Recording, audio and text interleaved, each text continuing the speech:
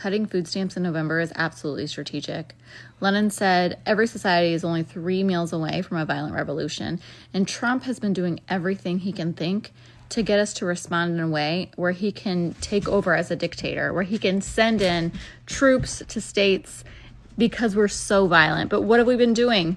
We've been showing up in inflatable costumes. We've been protesting, 7 million strong, no arrests. And he's getting tired of it. So what is he going to do? He's going to cut off 40 million people on short notice, and now they can't feed their families. And what is going to happen? People are going to start taking, and we're going to look the other way, but he's not going to let that happen. He's going to put these people that do ICE or whoever these people are, these white nationalist Proud Boys, to snitch on hungry people. Tell me again how this man is the person sent by Christ. Dang it, fam. I gotta say, this is very impressive. It seems that these queens out there are looking at the elimination of food stamps as apocalyptic, as in the end of the world. OMG, the government check can't get in there. You know, here's an interesting thing. And as my longtime viewers know, this school does not like to get political. And those of you who have seen every video that I have partaken in, including in being a guest on other channels, you should know by now that I am a registered independent. So I'm neither a leftist nor a rightist. I hope that doesn't disappoint anyone, but the reality is I step back and I observe both sides. And me being a sideline observer, I just have to ask, why have you allowed yourself to be in this position where you could be affected by the government for so long? Now, don't get me wrong. I understand people fall on hard times and they need a little bit of help for now and then. But the ones who are going to get hurt the most really aren't the ones who are there temporarily. It's really the ones who've been living out these programs for years and years and years, and they just don't see their way out of it. And my question is, if you're a single mother and you have kids to feed, why are you dependent on daddy government? So you got away from the baby daddy, or you broke up your family, whatever, to be dependent on the government? You know the government shifts, right? The government help you one day, the next day they'll cut you off. That's the nature of the beast when it comes to them. Do you wonder what the secret is to avoid being put in this position? Keep your family together. Work together with your husbands, with your baby daddies, with your boyfriends. Work with the ones who are going to be there to take care of their children, assuming you picked the right one. Before we move on, I want to say thank you, fam, to all of my subscribers for supporting this channel. I truly appreciate all of you who leave comments, who like my videos, and share them on other social media platforms. I truly gotta say thanks, fam. If it wasn't for you, I wouldn't be here. And for those of you who haven't subscribed yet, I thank you for tuning in, and I hope you decide to hit that subscribe button. Moving on! I think one of the only good things that could come out of food stamps and SNAP being cut for November is it's going to make the majority of people who still support this administration realize that they are closer, like they have more in common with their fellow neighbors, like the people around them, the people like us, than they do to the billionaires, the corporate leaders, the people who are in the office right now. Like, do you think they're standing in the produce section trying to figure out if it's going to be a banana week or a strawberry week? If they're in the meat department looking at all the labels trying to figure out which meat is going to spread the longest for the least amount of money? No, they're not, but we are. Your fellow friends, family, coworker, employees, neighbor, we are. And you may not be getting those benefits now, but I guarantee you someone you love, admire, respect, get along with does.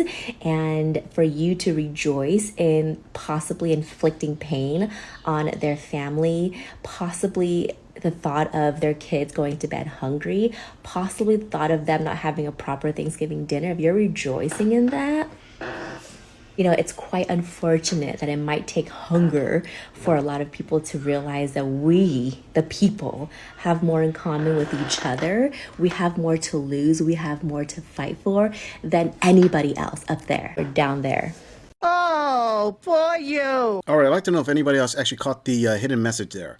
And if you didn't, this girl is here to help you out. Notice how she's actually using a common female tactic. This is the shame game.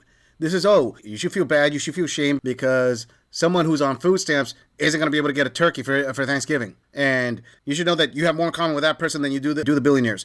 Queen, let me tell you something. See, the vast majority of people who actually pay into these programs are actually men. And believe it or not, the majority of the voters who are very conscious that they are not in tune with billionaires are actually men. Why? Because they're the taxpayers. They know what this is. So men will vote the way they vote, and you're trying to use this as a way to get them to vote your way. But no, I'm not saying any candidate is better than another one. I'm saying that when men vote, they prepare themselves. Let me explain this to you a little bit better, Queen. Do you really think that the shortage of food stamps is going to affect men as much as it's going to affect women who break up their families, i.e. women who replace the baby daddy, the husband, the boyfriend with daddy government. No, men already know this.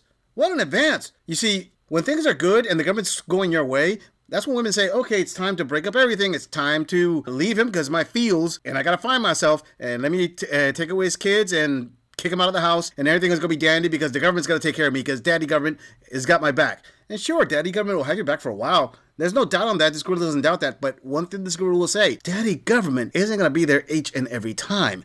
Because daddy government gives a handout, but that handout has got a time limit on it. And you're crying because the time limit's up. Guess who gets the least amount of help from daddy government? That would be men. In fact, men have to pay in way more to get daddy government so he can spread the wealth. So men aren't rejoicing about this. To be honest with you, men are going to act like we tried to tell you, but you decided that your fifis and going to find yourself and following Chad and Tyrone because he promised you the world was more important than us keeping our family together and allowing me to take care of my children. You got a court order on me and set an amount to pay for child support? I'm going to pay it. I'm going to work my butt off to pay it. But if you can't manage your money properly, that's on you. Look at the bright side, Queen. Maybe after this, you'll learn how to manage your money better. Moving on. No more handing you a debit card filled with other people's cash for you to go load up on Oreos. Well, aren't you a piece of sugar honey iced tea? You know, bitterness and hate never look good on anybody, as we can clearly see. You just look so pinched up and so angry. I mean, what seems to be your problem? You want to know why I'm not having an aneurysm over people losing their food stamps on November 1st? Here's why. Come grocery shop with us. Go by faster. One of you. Why is it any of your business what other people are buying with their SNAP benefits? People who don't concern you, they're total strangers. Just because their choices may not necessarily be the choices that you would make doesn't give you the right to dictate what they buy. I mean, maybe if you used your little brain, you'd realize that they're probably choosing the least expensive food with the greatest quantity, and it may not be healthy, but it lasts longer for a family with children. And why do you feel so entitled to comment on what they're buying? The goal here is to keep you from starving because taxpayers do not need to bankroll your junk food pantry. Oh yeah, that's right. You think your tax money is funding their benefits at some significant rate, don't you? Well, fun fact, the majority of Americans pay about $36 a year or less into SNAP benefits. And another thing your hateful brain clearly doesn't grasp is that the woman you chose to harass and shame doesn't represent everybody on SNAP. We have veterans on SNAP. We have elderly on SNAP. We have people with disabilities who cannot physically work on SNAP benefits. There are people that are working that don't have enough money to make ends meet that are on SNAP benefits. And knowing that information makes your sweeping generalization become even more hateful, just like the rest of your content. And I don't have a problem paying $36 a year in taxes to help feed children. I don't mind that at all because I'm a good person. How are you upset about that? How are you not embarrassed? We decide our fates, not you. Why is it any of your business what other people are buying with their SNAP benefits? Queen, instead of trying to be smart-mouthed, let's start off with you're not very smart because the first thing she said answers that question. EBT cards loaded in with other people's money. It's kind of funny coming from a person that I'm pretty sure is very in tune with, oh, the government's got to spend money on what I say because I pay taxes into it. But then if someone else who's a taxpayer says the same thing and is concerned about it, oh, why is it any of your business? Because it's not the recipient's money, to be honest with you. It's the people who put the money into the system. They should have a voice of where their tax dollars are being spent on, what types of food. And listen, if you earn your own paycheck and you went to the supermarket and bought whatever you wanted with your paycheck, that's your business. You're absolutely right. But guess what? It's not your business. These are public funds. And as for your snarky remark of, hey, maybe they're buying the cheapest food because it'll last longer because it's not healthiest. Very cool. You want to buy some cheap food? Use your own money to buy it. If you don't have money to buy cheap food and taxpayers' dollars are being used for that, guess what? The taxpayer should have a vote in that saying, hey, the money I put into this isn't meant for Oreos. Sweetheart, again, if you had half a brain, you'd figure out. You spend your own money on what you want to spend it on. Public funds, hey, guess what? The voters do have the right to protest on what it's being spent on. And guess what? They could actually vote in a politician to go in there and rearrange that stuff, which may or may not be happening right now. So to counter your snarkiness, yeah, it is every voting taxpayer's business. But the bread and butter of this Queen's little comment, which really got on my nerve, is when she said veterans are on EBT. Okay, I've said this on other channels. I have never said this on my channel. I'm about to say it on my channel because I like to keep my private life private. All right, to all my long-term viewers, I'm an Afghanistan war veteran. And saying that I'm an Afghanistan war veteran, I have the right now to go into the commissary of any military base and do shopping. I do that on occasion. Guess what I find in there? Other war veterans too, just like she said. And a handful of them are on EBTs. Yes, that's true. But guess what I don't see those veterans doing? I don't see them stocking up on Oreos. or potato chips or Lucky Charms. No, they stock up on healthy food. And if you were to go to a veteran and ask them, hey, why aren't you spending this on junk food? They're going to look at you like if you're crazy. Most veterans I know that are on EBT, which, let me be honest with you, is a very small number, spend the majority of their EBT funds on the expensive stuff, i.e. meat, fruits, vegetables, stuff to keep them healthy, the occasional can of coffee. So you're mixing apples and oranges there, sweetheart, and I can tell you from firsthand, although this veteran does not have an EBT card, I know a couple that do use EBT cards, and no, I doubt very much they would disagree with the fact that the taxpayers that put into the system are complaining about their EBTs being used for junk food instead of for healthy foods. EBT food is not for you to live off of, it's to subsidize your food, i.e. pay part of the bill, and it's temporary help. And to all my veteran brothers and sisters out there, thank you for your service. Moving on. If you think the SNAP benefits cut isn't going to impact you because you're not on SNAP benefits, you are sorely mistaken. And I'll tell you why. $100 million plus annually is given out in food stamps every year in the United States. Every dollar spent equates to about $1.50 to $1.80 in economic activity.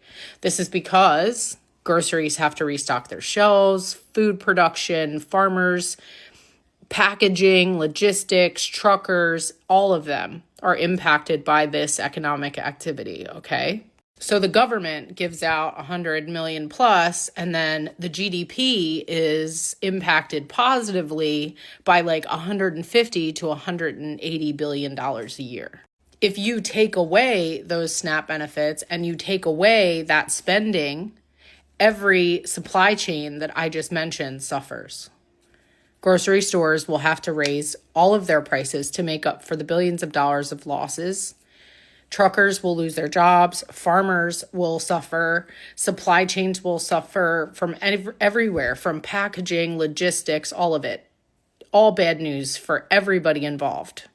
But most importantly, we suffer. Everyone suffers, not just the food stamps benefits, the beneficiaries of that program. We suffer because now we're going to be spending more to make up for it. We're still going to be paying taxes though. So those taxes that some people think pay for food stamps for other people, you're actually investing in the economy. You're not investing in poor people or whatever it is that people seem to think. You're literally investing in the economy when you pay your taxes, and your taxes go to things like this. So yes, you are helping to feed people, but you're also helping to stimulate the economy in which you live, keeping the prices low. Like, I don't understand how this isn't common sense. If $100 billion a year is taken away from grocery stores, logistics, trains, the entire chain suffers, and we pay for it. So we pay taxes still. They're not going to be giving it to the food stamps recipients. We still give that money away. It's not like, oh, we're cutting off SNAP so you don't have to pay that part of your taxes anymore. No, we still have to pay those taxes. It's just that we don't know where that money's going to go now, right? We don't know what they're going to do with that money if they take it away from people who need it.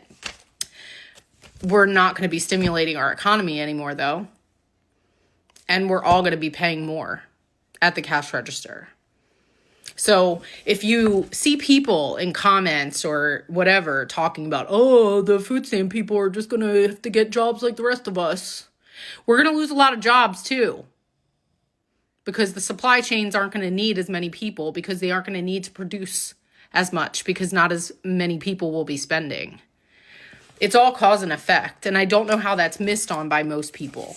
All right, fam, this girl decided to do a little bit of research in order to address her points. So I went to the Googles and I asked the Google AI a couple of questions so it could just go out there and search all the articles for me and find the answer. So let's get an answer to her first question. Okay, I asked the Googles, how much money is given annually to food stamps? And according to the Googles, it says here, let me read right off, the amount of food stamps SNAP money given annually varies by household, but the federal government spends approximately $99.8 billion on the program in fiscal year 2024. A specific household's annual benefit is calculated based on the size and income, with the average benefit being around $187.20 per person per month in FY 2024, or $2,246.40 annually. Cool. Now we know how much is going in from tax money. The next one, she kind of went on a rant as to what food stamps is for. I just decided to ask a simple question. What is the origin of food stamps? And according to this, the origin of food stamps is a pilot program started in 1939 during the Great Depression by the Roosevelt administration to address both food surplus and poverty. And basically, it was a program used for people to buy up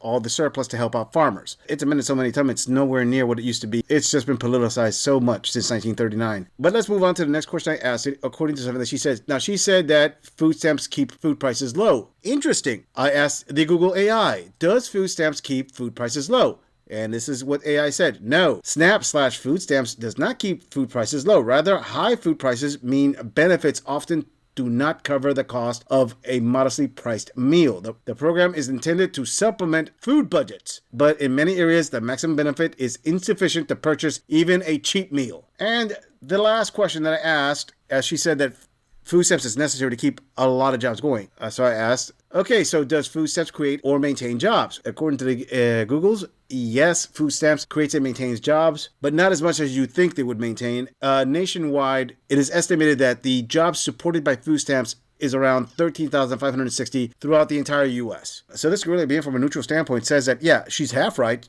Some of her points are valid, but some of her other points are invalidated just by simple research. And I have to say, Queen, the biggest problem this gorilla sees right here is not whether food stamps is justified or not justified, not whether it should keep on running or not keep on running.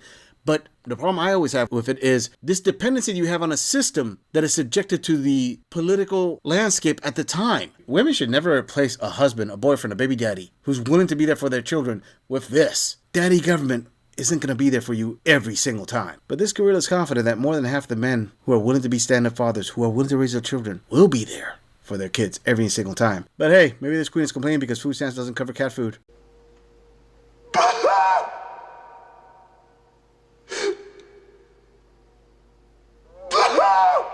I'm just saying, if you enjoy this audit, click on the video in the end screen for more content. If you would like to support the channel, please follow the link in the description to donate to our beer fund, or like, subscribe, and share this video on other social media platforms. If you agree or disagree with anything about this audit, please let us know in the comments. I'm going to leave this audit right here. I'll see all of you in the next episode.